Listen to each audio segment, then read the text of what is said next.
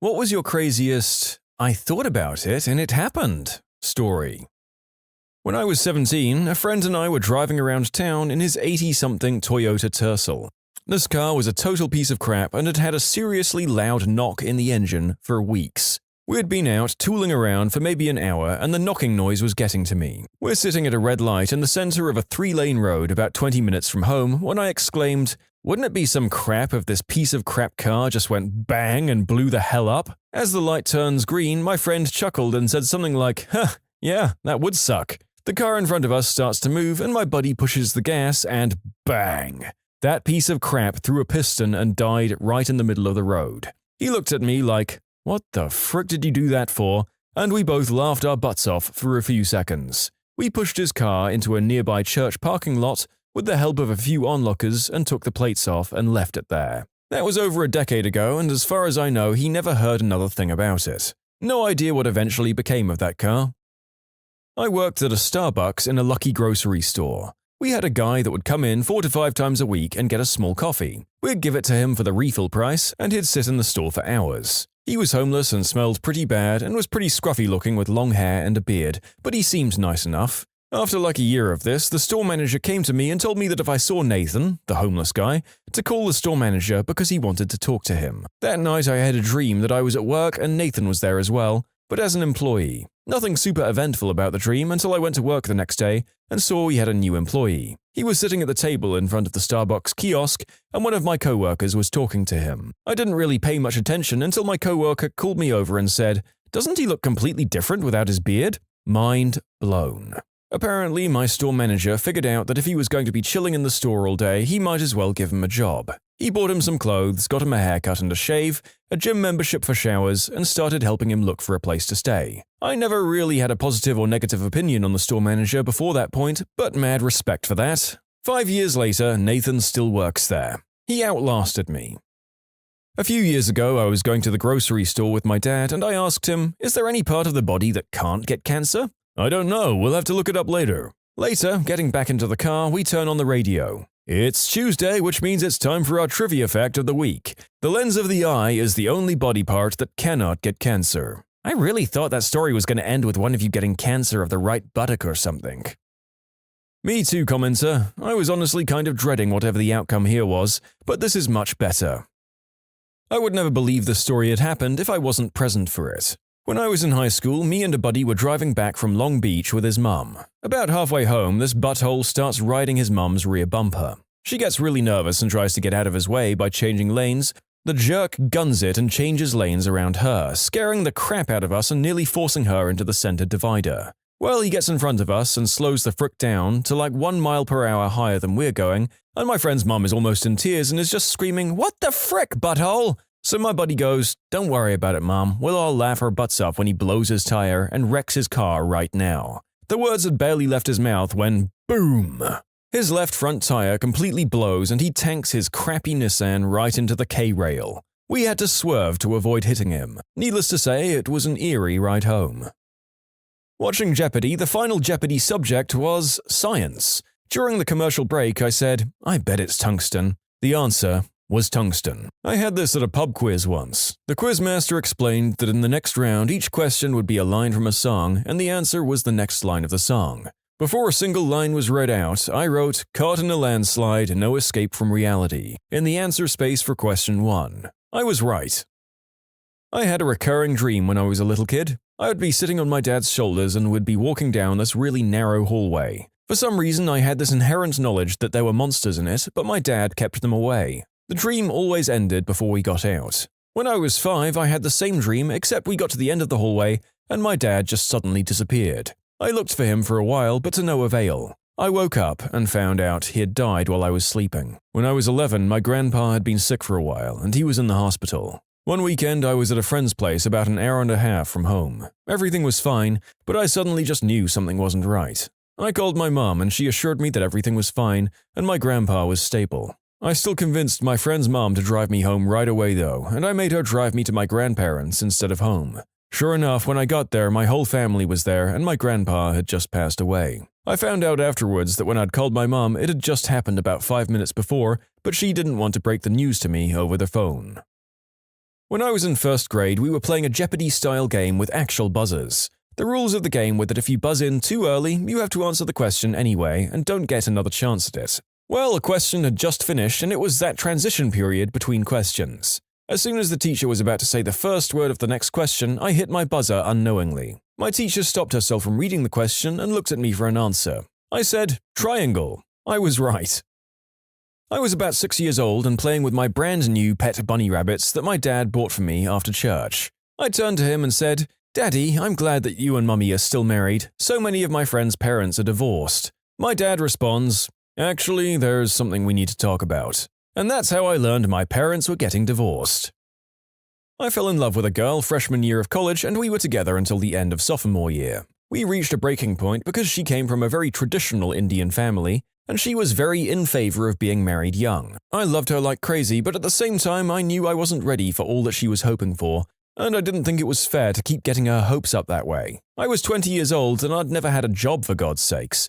It was a brutal breakup because as much as I tried to explain myself, any girl will take that as a rejection, as saying somehow that she wasn't good enough. We were both pretty heartbroken, but we realized eventually that trying to be friends would only make things harder, so we agreed to not talk anymore. One of the last things I said that it wasn't impossible for it to work out someday, but we both needed to try and live on our own for a while and give a chance for being with other people. We were both kind of over-dependent on each other and we both needed to mature and learn to be our own person. We lost touch for 2 years, saw each other very rarely and spoke not at all. We dated other people. At the end of senior year, I'd just gotten out of a really bad relationship where I'd been cheated on. It wasn't that bad because I wasn't really in love with the girl, but it still felt crappy. The week before exams, I had a dream about the old girl where we ran into each other at this little coffee shop we always used to go to and read and hang out in. In the dream, all we did was talk and hold hands a little. The next day, I picked up the books I needed to study and went to that coffee shop. 15 minutes later, she walked in and sat down without seeing me. She was studying too. I walked up to the counter and brought another drink and looked over just to be sure it was her.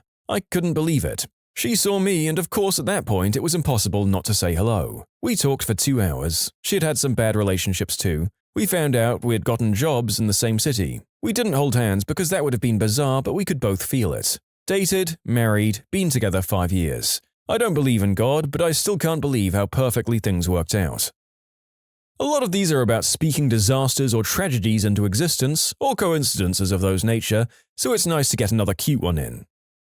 When I was 14 or 15, I was sitting with this girl I'd just started hanging out with. We're waiting for our ride home and she talks about missing her brother, and I said something about him showing up for Christmas, not realizing he was very estranged, 3 years, from the family. Awkward moments ensue, we get rides home, no big deal. Flash forward to 7 a.m. Christmas morning, she calls me freaking out because he showed up at the family door. The first laptop I ordered arrived a day early when I was out of the house, so I came home to find the little slip on my door saying they'd try again tomorrow. The next day I woke up only to find that I'd slept in and missed the shipment again. I was pretty annoyed but just set my alarm for the next day. For some reason I missed the FedEx guy for the 3rd day in a row and I'm just fuming. I decide to go for a run to vent my anger, and while running I think to myself, wouldn't it be awesome if I saw the FedEx truck and got my laptop? After half an hour, I turn the corner of an intersection and see the FedEx truck and the FedEx guy walking towards it. I excitedly dash up to him and explain my situation to him while gasping for air. He remembers the package, finds it, and then hands it to me after I sign for it. Such a good day.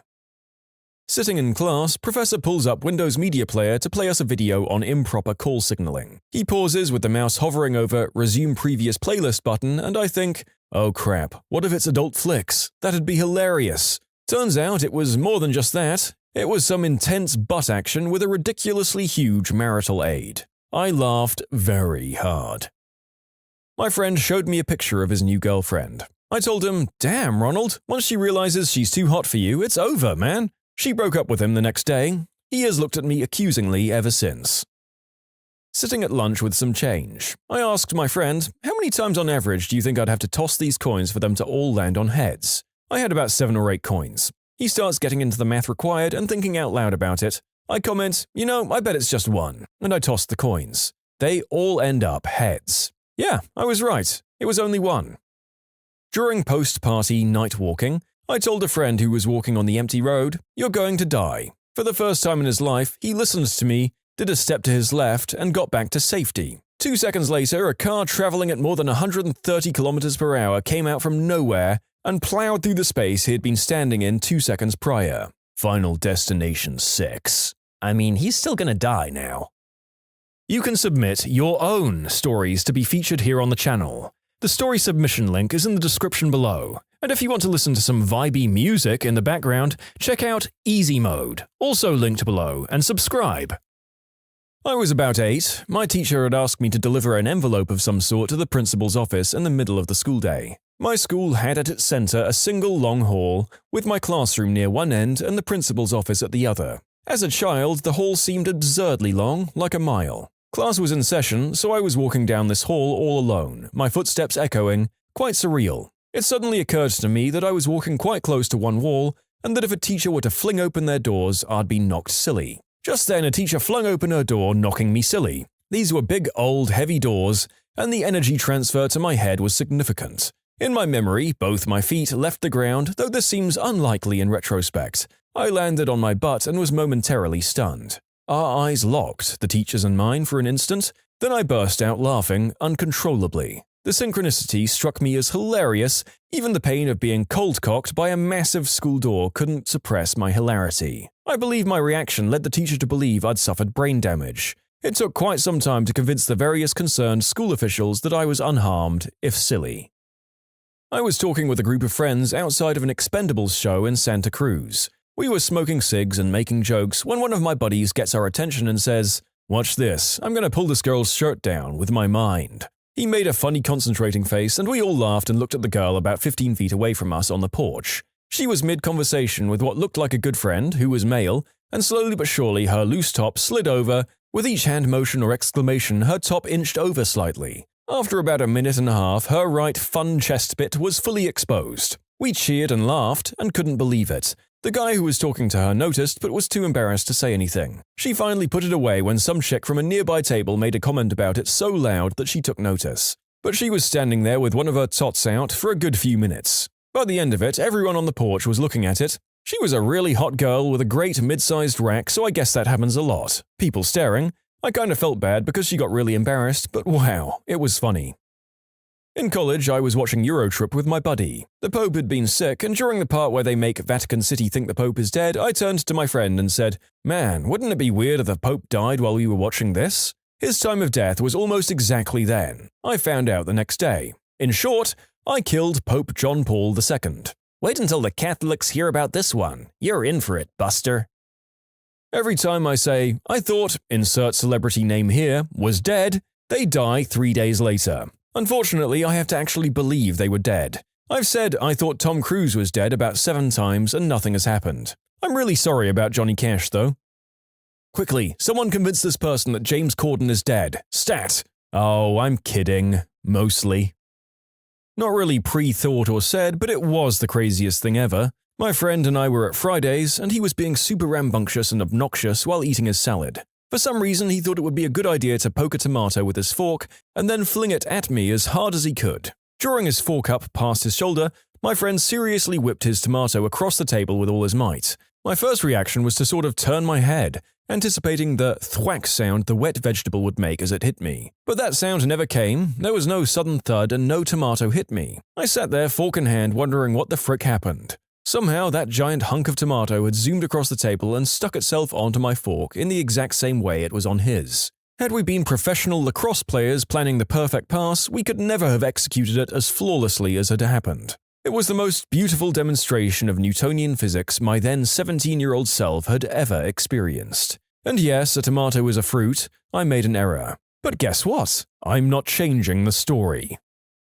Went to college and worked at a grocery store in Bellingham, Washington State. My co-workers and I were talking in the break room before a shift and the subject of celebrities came up. We talked about how celebrities might be a-holes because they had to deal with sycophants constantly bothering them. Then someone brought up Ryan Stiles, who lives near Bellingham and is owner of the Upfront Theatre, and how he would never shop at the store by the college campus, probably because he doesn't want to be hassled by college noobs. After our conversation, we left to go to our check stands, and within a few minutes, Ryan Stiles walks in. Unbelievable. Regular guy, wears blue jeans, sneakers, and a casual shirt. Really nice too. I was hoping I'd get to help him just to see if he would say something funny, but my friend did instead.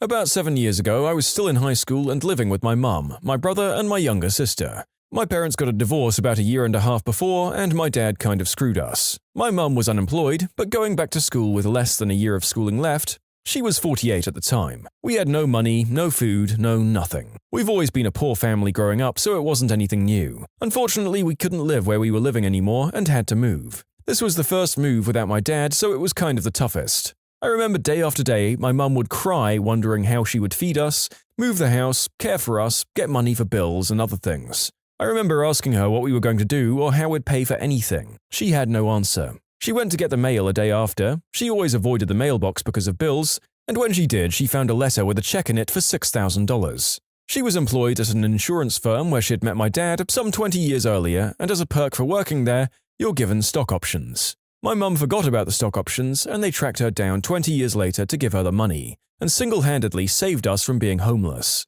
My mum made that $6,000 go a long way. We happily moved to a cheaper home, and everything is okay again. We were at a poker table playing poker once, and I was winning $100 to $150 from my mates. The dealer was next to me, and he was like, "Man, you're totally cheating." He was joking, of course. He was dealing the community cards, and I was like, "Next card is the 3 of spades." Next card was the 3 of spades. Best moment ever. When I was a kid, every time I thought about a certain episode of The Simpsons, it was the one that would come on that evening. For example, I would imagine a scene or joke from the one where Lisa gets braces, and it would come on. I thought I was psychic, but I never could use my power for good. Sometimes I pretend like I have a bazooka. This happens when I'm in the car with my girlfriend on our frequent and boring 4-hour trips to home and back from college. Well, one time I shot my imaginary bazooka at a car in front of me. A second later, his tire blows out and he swerves off to the shoulder, staring at me all the while. He was probably as confused as I was. When I was about 8 or 9, my family went for a walk, driving our huge 15-passenger red van to the path. Mind you, this is a small walking path in the middle of nowhere that no one knows about except for our family and a few quad riders. For some reason, when my dad closed the door of the van, I got terrified that someone would steal our car. Obviously, none of my older brothers or sisters wanted to listen to a whining 8-year-old. After the walk, we came back and, as guessed, the van was gone. Disappeared. After filing a report with the local cops, we got rides back home and waited. Turned out the thief just needed a way to drive a few friends to an amusement park. The van was found a week later in the parking lot of Kennywood. One night I was stargazing while being outside for a smoke and saw a shooting star between 2 prominent landmarks. A few days later, I was outside again at the same spot and I remembered the shooting star and thought how cool it would be to see it again. A few seconds later, a shooting star crossed that same spot. Oh, and one time I predicted a joke on 2.5 Men. That isn't that hard though. You're not wrong. I don't think I saw a single funny or original joke in the one time I was subjected to that awful show. Come at me, haters. One time about 10 years ago, my buddy and I were about 15 or 16 at the time. We were standing on his front lawn waiting for my mum to pick me up when we heard a guy screech his tires and spin out on the top of the road leading to his house. Looked like he was trying to do donuts. We both looked up there thinking it was a car accident about to happen, but it was nothing, so I said, I got excited. Would have been great to see that guy crash into a pole, for some cheap laughs. This guy couldn't have been moving faster than 10 miles an hour, so it would have ruined his day and nothing more. The guy straightens out and drives down the hill and then completely loses control of his car and slams it into a telephone pole about 30 feet from where we were standing. It was hair-raising. We still laugh about it to this day. Another one was about this guy I knew a while ago. He wasn't such a bad guy, but he had an abrasive side and he liked to rib me for a lot of little things. At first I didn't mind so much, but after a few months of it I got pretty tired of him. My friend brought him up in conversation one night in front of a bunch of people, and as a show of disapproval of him, I said, if he died tomorrow, I wouldn't care. Well, guess what happened the next morning? He died in a motorcycle crash after some butthole doped up on pills and driving on the wrong side of the road nailed him on a blind turn. I still feel crappy about the timing. Sat outside college with some friends when several police cars appeared very suddenly, surrounding a car in the middle of the road and forcing them to stop. One of my friends said sarcastically, "Watch, they'll get the automatic weapons out next." Now, this is the north of England. It's not all that often you see the police wield any sort of firearm around here. But sure enough, 6 or 7 officers arose from their vehicles with MP5s and pointed them straight at the back of the car they'd stopped. They dragged a man out of the car and put him in the back of one of the police cars. One of the officers got into the car they'd stopped and they all drove away. The whole thing lasted about 30 or 40 seconds, and we were all sat about 10 feet away. On September 11th, I said to a coworker, wouldn't it be crazy if another plane hit the tower? I was at the game in 1998 that Kerry Wood struck out 20 batters. After he struck out the first hitter in the first inning, my friend looked at me and said, "Well, only 19 more to go." By the ninth inning, we had our entire section going insane as we counted down the last 2 strikeouts to 20. When you subscribe, make sure to hit the bell to turn on notifications. Put the playlist on in the background to finish listening to all the stories, or if you want some vibey music to put on in the background, check out Easy Mode. If you like Am I the Genius, give Am I the Jerk a shot. Everything linked in the description.